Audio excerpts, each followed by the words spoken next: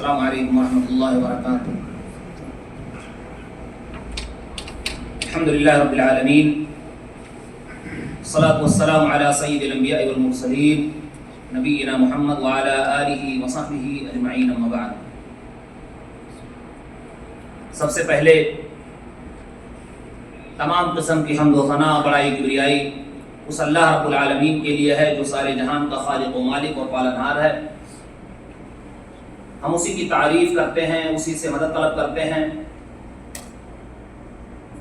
بے شک اللہ تعالیٰ جسے ہدایت دے اسے کوئی گمراہ کرنے والا نہیں، اور جسے گمراہ کر دے اسے کوئی ہدایت دینے والا نہیں۔ ہم اس بات کی گواہی دیتے ہیں کہ بے شک اللہ رب العالمین ہی حقیقی معبود ہے، جو اکیلا ہے، اس کا کوئی شریک نہیں، جو پہلوں اور آخر اور تمام لوگوں کا رب ہے، جس نے آسمانوں اور زمینوں کو پیدا کیا۔ ہم ہر حال میں اسی سے مدد طلب کرتے ہیں، اور اس کے بعد درود و سلام ہو تمام انبیاء کرام پر، خصوصاً پیارے نبی جناب محمد رسول اللہ صلی اللہ علیہ وسلم پر۔ اللہم صلی علی محمد وآلہ وبارک وسلم۔ حمد و صلات کے بعد شیخ صاحب نے سب سے پہلے اپنے آپ کو اور ہم تمام لوگوں کو اللہ رب العالمین سے حقیقی معنوں میں تقوی اور پرہیزگاری اختیار کرنے کے تعلق سے نصیحت فرمائی، اور بتایا کہ اللہ تعالیٰ ہی سے ڈرنے میں، تقوی اختیار کرنے میں ہمارے لیے کامیابی اور فلاح یابی ہے۔ اللہ تعالیٰ ایک جگہ فرماتا ہے، یا ایھا الناس اتقوا ربکم الذی خلقکم من نفس واحدہ وخلق منها زوجها وبث منهما رجالا كثيرا ونساء واتقوا الله الذي تساءلون به والارحام ان الله كان عليكم رقيبا۔ اے لوگو، تم اپنے رب سے ڈرو جس نے تم سب کو ایک جان سے پیدا کیا، اور پھر اس کے ذریعے سے ان کی بیوی کو بھی پیدا کیا، اور پھر ان دونوں کے ذریعے سے بہت سارے مردوں اور عورتوں کو پھیلا دیا۔ تم اللہ ہی سے ڈرو جس کے نام پر تم سوال کرتے ہو، رشتہ اور ناتا توڑنے سے بچو، بے شک اللہ تعالیٰ تمہارے اوپر نگہبان ہے۔ تو اس آیت کے اندر بھی اللہ تعالیٰ نے ہمیں تقوی اختیار کرنے کا حکم دیا، اور ساتھ ہی ساتھ ہماری پیدائش کے متعلق ذکر فرمایا۔ عزیز اقربا، رشتہ داروں کے ساتھ حسن سلوک اور ان تمام چیزوں کے تعلق سے ہمیں رہنمائی فرمائی۔ شیخ صاحب نے آج کا خطبہ عورتوں اور خواتین اسلام کی کس قدر مذہب اسلام میں عزت اور احترام ہے، اس تعلق سے شیخ صاحب نے مختصر روشنی ڈالی کہ مذہب اسلام نے خصوصی طور پر عورتوں کے ساتھ بڑا اہتمام کیا ہے۔ اگر آپ دیکھیں تو ان کا مقام مرتبہ بہت ہی زیادہ بڑھایا ہے۔ اگر ہم عورتوں میں سے سب سے پہلے ماں کو دیکھیں تو اللہ تعالیٰ نے ماں کا بہت بڑا درجہ بلند فرمایا ہے۔ ایک مشہور حدیث ہے کہ اللہ کے رسول صلی اللہ علیہ وسلم کے پاس ایک شخص آیا، کہنے لگا کہ اللہ کے رسول، سب سے زیادہ بہترین طریقے سے ہم کس سے ملیں، کس سے بات کریں، کس کا مقام و مرتبہ ہے؟ تو اللہ کے رسول صلی اللہ علیہ وسلم نے فرمایا تیری ماں۔ پھر ان صحابی نے پوچھا، پھر اللہ کے رسول صلی اللہ علیہ وسلم نے فرمایا کہ اپنی ماں کے ساتھ احسان و سلوک بہتر انداز سے ملو، ان کا احترام کرو۔ پھر تیسری مرتبہ بھی نبی کریم صلی اللہ علیہ وسلم نے ماں کا حکم دیا کہ اپنے ماں کے ساتھ بہترین اچھے اخلاق سے ملو، ان کا احترام کرو، ان کی تکریم کرو۔ اور چوتھے مرتبہ اللہ کے رسول صلی اللہ علیہ وسلم نے فرمایا کہ پھر اپنے باپ کے ساتھ۔ اس حدیث کو امام بخاری رحمۃ اللہ علیہ نے اور امام مسلم رحمۃ اللہ علیہ نے اپنی صحیح کے اندر ذکر کیا ہے۔ تو ماں کا درجہ اس حیثیت سے بڑھایا کہ ان کا 3 مرتبہ ان کے ساتھ محبت، اخلاق، ہمدردی اور اسی طرح سے احترام کے ساتھ ملنے کا حکم دیا، اور بہنوں کے بھی درجات کو بلند کیا۔ اللہ کے رسول صلی اللہ علیہ وسلم نے فرمایا، لیس احد من امتی یعول 3 بنات او 3 اخوات فیحسن الیہن الا کن له سترا من النار، کہ میری امت میں سے کوئی ایسا شخص جو اپنی 3 بہنوں کی پرورش کرے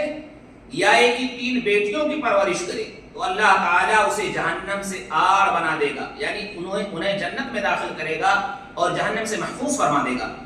تو اس طرح سے اللہ تعالیٰ نے مردوں کے تعلق سے یہ بہت بڑی فضیلت دی کہ اگر وہ اپنی بہنوں کی یا اسی طرح سے اپنی بیٹیوں کی پرورش کرتے ہیں تو اللہ تعالیٰ ان کا درجہ بہت بلند کرے گا۔ ایک دوسری حدیث میں اللہ کے رسول صلی اللہ علیہ وسلم نے فرمایا، جو امام مسلم رحمۃ اللہ علیہ نے جسے ذکر کیا ہے اور دوسری حدیثوں میں بھی یہ ذکر ہے کہ من عال جاریتین حتی تبلغ جاء یوم القیامت انا وهو وضم اصابعه، نبی صلی اللہ علیہ وسلم نے فرمایا جس نے 2 ہی بیٹیوں کی پرورش کی تو وہ میرے ساتھ قیامت میں اس طرح ہوگا، یعنی 2 نوکریوں کو اللہ کے رسول صلی اللہ علیہ وسلم نے ملایا، یعنی اس کا درجہ بہت بلند ہوگا۔ تو اس لیے ہمیں چاہیے کہ عورتوں کی تعظیم، ان کا احترام، خواتین کا مقام و مرتبہ جانیں، اور جو شرعی جس کے حقوق ہیں ان کے حقوق کی پاسداری کریں، ان کے حقوق کو دیں۔ شیخ صاحب نے یہاں ایک بہت اہم بات نصیحت کی کہ مذہب اسلام نے اسی طرح سے عورتوں کا احترام کرتے ہوئے انہیں میراث کا بھی حصہ قرار دیا، میراث میں بھی ان کا حق دلایا۔ اس سے پہلے جب لوگ ظلم و زیادتی کرتے تھے، عورتوں کو کسی طرح سے حقوق نہیں دیے جاتے تھے، وراثت میں ان کا کچھ حق نہیں دیا جاتا تھا، لیکن مذہب اسلام نے انہیں وراثت میں حق قرار دیا اور ان کے لیے اللہ تعالیٰ نے حصہ متعین فرمایا۔ تو چاہے وہ مرد ہوں، چاہے وہ عورتیں ہوں، ان تمام لوگوں کے تعلق سے اللہ تعالیٰ نے قرآن میں فرمایا للرجال نصیب مما ترک الوالدان والاقربون وللنساء نصیب مما ترک الوالدان والاقربون مما قل منه او كثر نصیبا مفروضا۔ کہ اللہ تعالیٰ نے اس آیت میں فرمایا کہ ان تمام لوگوں کے لیے، یعنی جو والدین حصہ چھوڑ کر جائیں یا عزیز و اقربا چھوڑ کر جائیں، مردوں کے لیے ایسا حصہ ہے اور عورتوں کے لیے بھی ایسا ہے حصہ اللہ تعالیٰ نے مقرر کر دیا ہے، چاہے وہ کم ہو یا زیادہ ہو، ان سب میں مرد اور عورت حصے دار ہیں، اور انہیں اسی حساب سے جو اللہ تعالیٰ نے ان کے درجات حصے بانٹ دیے ہیں اسی حساب سے ان میں تقسیم کیا جائے گا۔ میرے بھائیوں، اسی لیے ایک مشہور حدیث میں کہ اللہ کے رسول صلی اللہ علیہ وسلم نے فرمایا میں تمہیں اس بات سے ڈراتا ہوں کہ تم ان عورتوں پر اور یتیموں پر ظلم نہ کرو۔ معلوم یہ ہوا کہ اللہ کے رسول صلی اللہ علیہ وسلم کو یہ خوف پہلے ہی سے یہ بات تھی کہ لوگ ان کے اوپر ظلم و زیادتی کریں گے، اور اگر آپ دیکھیں تو اس سوسائٹی کے اندر بہت سارے لوگ یتیموں پر ظلم کرتے ہیں اور ساتھ ہی ساتھ عورتوں پر ظلم کرتے ہیں کہ ان کے حقوق کو وراثت میں سے بالکل نہیں دیتے ہیں۔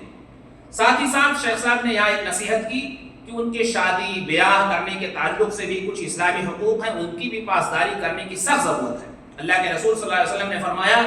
لا تنكح الأيم حتى تستأمر ولا تنكح البكر حتى تستأذن، کہ ایم یعنی وہ عورت جو مطلقہ ہے یا اس کا شوہر جو ہے وفات پا گیا ہے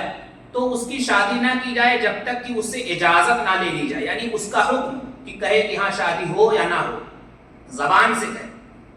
اور اگر کنواری ہے یعنی جس کی شادی ہوئی ہی نہیں ہے تو اس کے لیے اللہ کے رسول صلی اللہ علیہ وسلم نے فرمایا کہ اس سے بھی اجازت لی جائے۔ اللہ کے رسول صلی اللہ علیہ وسلم سے پوچھا گیا یا رسول اللہ وکیف اذنھا، یعنی وہ عورت جو کنواری ہے، وہ لڑکی جو کنواری ہے، اس کی اجازت کیسی ہوگی؟ تو آپ صلی اللہ علیہ وسلم نے فرمایا ان تسکت، کہ وہ خاموش رہے، یعنی جب اس سے پوچھا جائے تو وہ خاموش رہے تو اس کی اجازت جو ہے سمجھی جائے گی۔ تو ان دونوں کے تعلق سے اجازت لینا شرط ہے، ایسا نہیں کہ بغیر ان کی اجازت کے چاہے جہاں جو مرضی ہو ان کی شادی کر دی جائے، اور یہ اس طرح کی ظلم و زیادتی مذہب اسلام نے ختم کر دیا ہے۔ بہت ساری چیزیں شیخ صاحب نے ذکر کی ہیں، لہٰذا ہمیں چاہیے کہ ہم عورتوں کے تعلق سے ان کے حقوق کو پہچانیں۔ ایک مشہور حدیث ہے کہ حضرت عائشہ رضی اللہ تعالیٰ عنہ فرماتی ہیں کہ ایک لڑکی جو ہے ہمارے پاس آئی اور کہنے لگی کہ اللہ کے رسول صلی اللہ علیہ وسلم سے میں شکایت کرنا چاہتی ہوں کہ میرے باپ نے، میرے والد نے میری زبردستی اپنے بھتیجے سے کر دی ہے۔ تو اللہ کے رسول صلی اللہ علیہ وسلم جب آئے تو انہوں نے یہ خبر دیا، تو اللہ کے رسول صلی اللہ علیہ وسلم نے ان کے والد کو بھی بلایا کہ تم نے اس بچی کی اجازت کے بغیر کیوں شادی کر دی؟ بہرحال معاملہ یہاں آیا تو اس لڑکی نے پھر اپنے باپ کی جو شادی ہوئی تھی اس پر رضامندی بعد میں ظاہر کی اور کہنے لگی میں تو صرف اس لیے بھی آئی ہوں تاکہ یہ پتہ چل جائے کہ کسی باپ کو بغیر لڑکی کی اجازت کے کہیں شادی نہیں کرنا چاہیے۔ تو میں یہ چاہا کہ تاکہ یہ تمام لوگوں کو یہ بات پہنچ جائے، اور حقیقت میں بہت سارے لوگ ایسا کرتے ہیں کہ اپنے بچیوں کی شادی بغیر بچی کی اجازت کے کر دیتے ہیں۔ تو چاہے لڑکا ہو یا لڑکی ہو، ان دونوں کی اجازت لینا اور ان کی رضامندی سے شادی کرنے کی ضرورت ہے تاکہ ان میں محبت اور اسی طرح سے احترام، ایک دوسرے کا مقام و مرتبہ سمجھیں اور مل جل کر کے زندگی گزاریں، قرآن و سنت پر اپنی زندگی گزاریں۔ اسی طرح سے شیخ صاحب نے ہمیں نصیحت کی کہ ہماری زندگی جو ہے اطاعت پر، اللہ اور اس کے رسول صلی اللہ علیہ وسلم کے کہے ہوئے اقوال و افعال پر ہونا چاہیے، اور یہ بات جان لو کہ اللہ تعالیٰ سے ہمیں ملنا ہے، جیسا کہ اللہ فرماتا ہے وَاتَّقُوا اللَّهَ وَاعْلَمُوا أَنَّكُمْ مُلَاقُوهُ، کہ اللہ سے ڈرو